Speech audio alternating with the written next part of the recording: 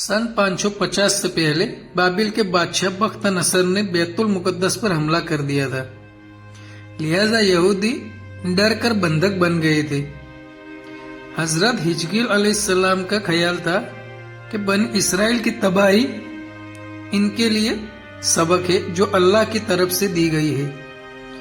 फिर हिजकील अलैहिस्सलाम ने कहा कि तुम तौबा करो, सारे बुरे काम और जिन्हें करके तुम गुनहगार होते हो, और अपने लिए नया दिल और नई रूह पैदा करो।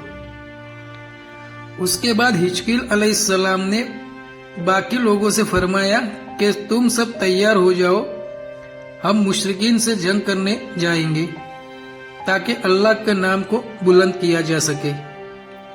बनी इसराइल ने जब जंग और जिहाद की बात सुनी तो सब अपनी जान बचाने के लिए भाग गए और आबादी से दूर एक वादी में जाकर रहने लगे। अल्लाह को बनी इसराइल का जंग से भाग जाना पसंद नहीं आया। अल्लाह ने एक फरिश्ता को भेजा। उस फरिश्ते ने एक पहाड़ की आड़ में छुपकर एक चीख मारी है।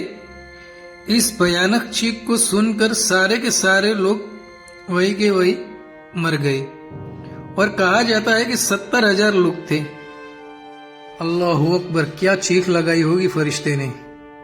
आप और हम जिन्नात को सामने देखते ही थर थर कांपते हैं, तो ये तो फरिश्ते ने चीख लगाई थी।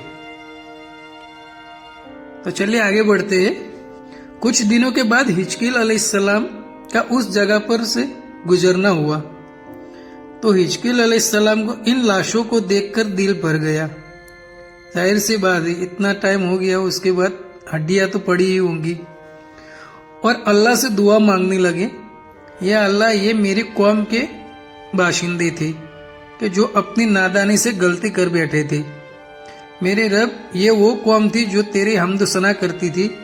मैं मानता हूँ कि उनसे गलती हुई है, लेकिन तू तो बड़ा मेहरबान है, माफ करने वाला है।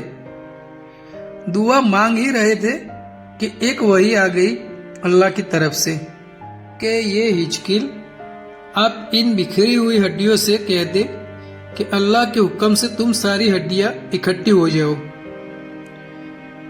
हजरत हिजकील अलैहिस्सलाम ने जैसा कहा वैसा ही किया और हड्डियों एक दूसरे को अंदर जोड़ने लग गई।